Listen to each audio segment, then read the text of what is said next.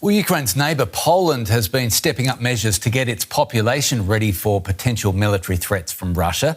It's launched a program that puts civilians through military exercises aimed at basic survival and medical skills in case of a war.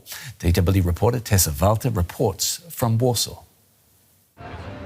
Christmas is already making its presence felt here in Poland's capital, Warsaw.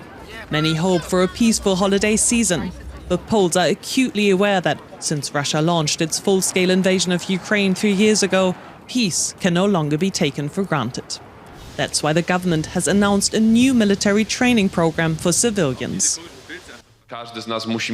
Each of us must have skills and practical knowledge of how to behave in a difficult situation. We're living in the most dangerous times since the end of World War II. For almost 4 years, a full-scale war is happening just beyond our borders. Poland has been at the center of several security incidents in recent months.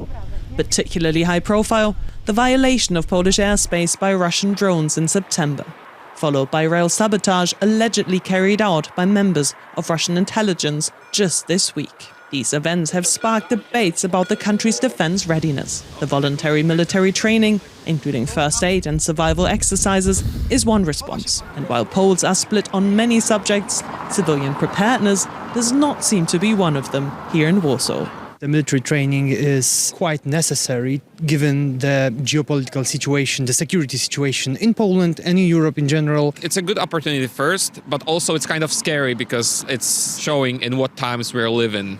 If they will be conducted properly, that would be quite useful. For example, people could know how to get to the proper shelter. In recent years, Poland has invested heavily in its armed forces.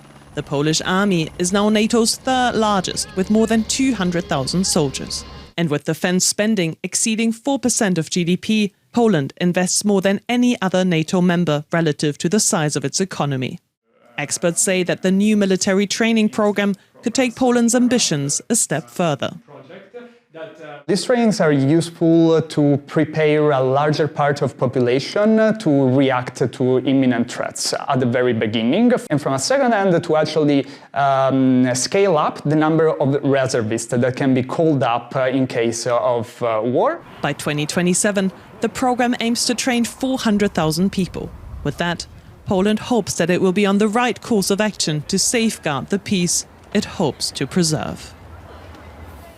Let's go to our correspondent Tessa Walther, who filed that report. She's in Warsaw, a suburb of the Polish capital, Warsaw, on a military base. Tessa, good to see you. Let's talk about this civilian training for a start. What does it actually look like? So officially, this training is about preparedness, about resilience, increasing this resilience of the population. But what exactly does it mean? So behind me, you can see actually 2 stations where people are learning something. So here, on one side, people are learning how to make fire if they don't have a lighter or anything else at their disposal. And on the other side, let's move to there, you can see people learning how to use a compass. So very practical skills. And these are only 2 stations here in this military unit. We also saw first aid, so where people are learning how to stop a massive bleeding, and another one where they learn how to distinguish different types of sirens. So let's say one is ringing. Do I have to take shelter? Where do I take shelter? What do I take to that? Do I have an emergency backpack that is packed I can take along? So very hands-on practical skills that are being taught. And tell us more about the motivation of those being trained on what looks a pretty cold day, to be fair. Why have they signed up? Yes, it is very cold here, but 60 people made it out. And I can tell you, the range really surprised me because we have people as young as 20 years old, but also as old as 60.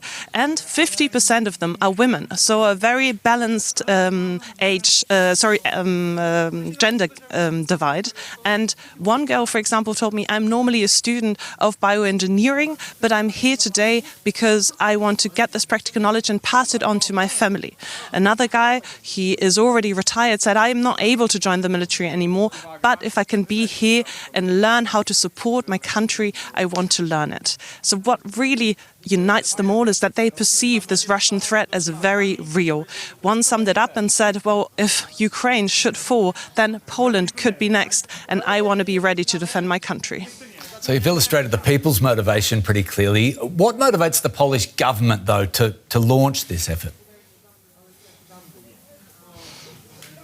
Well, Poland has looked at Ukraine very intensely in the last years, and what they've seen is that Ukraine has been caught off guard by this invasion, and they do not want to find themselves in a similar situation. So what they've seen is that a population that is well trained can actually slow down the army and can help rebuild infrastructure, critical infrastructure, and this is what they want their people to be able to do.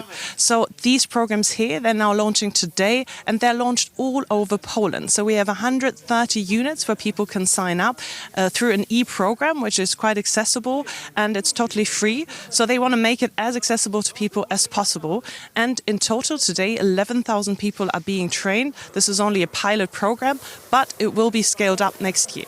And they want to go beyond that, obviously. They hope that not only people, civilians, are going to be trained, but they want them to get interested in the military. So at some point, maybe there will be people that will say, okay, I can join the reservist force. So today it's only for civilians, but if they want to push it further, they can sign up for a second track and then they join the reserve, which could increase the army here in Poland.